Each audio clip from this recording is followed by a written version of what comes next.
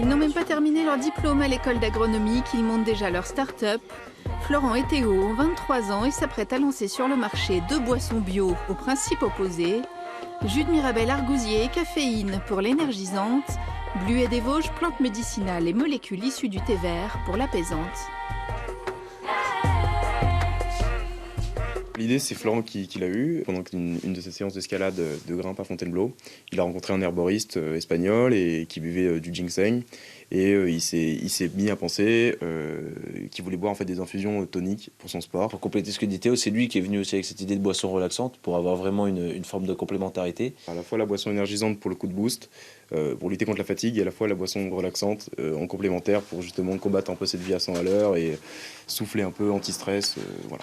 Avec effectivement les deux mêmes compositions, c'est-à-dire 3 plantes, 3 jus et une molécule fonctionnelle pour les 2 boissons.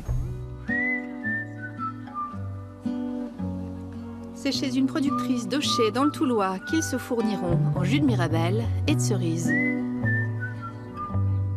C'est important pour l'économie locale, c'est important pour faire vivre aussi ces producteurs dont le métier n'est pas facile. Et pour nous, on a aussi une qualité qui est dans notre produit qu'on ne pourra pas avoir si on prend un produit d'ailleurs, quoi. On est tous les deux issus du domaine agroalimentaire. On voit bien aujourd'hui qu'on arrive un petit peu à une impasse au niveau du style de production. Donc nous, valoriser des productions qui sont respectueuses de l'environnement et des hommes, c'est vraiment quelque chose qui nous tient à cœur.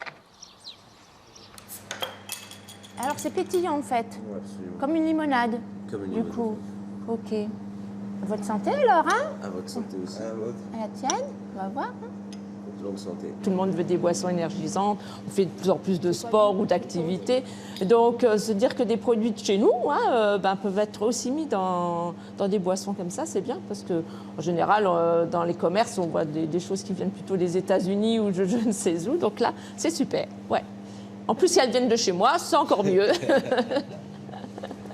Ils ont remporté l'an dernier le prix régional Pépites pour les jeunes entrepreneurs. Ils sont désormais suivis par l'incubateur lorrain, tout en continuant à affiner leurs recettes dans le labo de l'Ensaya. Je pense que c'est là la force en fait de notre recette, c'est d'avoir à la fois des ingrédients qui sont hyper traditionnels, on boit des infusions, enfin nos grands-mères en buvaient, on se reconnaît tous un peu là-dedans, avec justement un besoin qui est peut-être aussi dû à nos styles de vie qui s'accélèrent, des gens urbains qui ont tout le temps plein de choses à faire. Donc l'idée, voilà, c'est de mélanger la tradition avec la technologie pour avoir un produit innovant. Ils lancent une campagne de financement participatif en mai pour pouvoir produire les premières bouteilles cet été. Si vous voulez leur donner un petit coup de boost comme ils vous en donneront avec leurs boissons, vous les trouverez sur les réseaux sociaux Boissons Inouïes.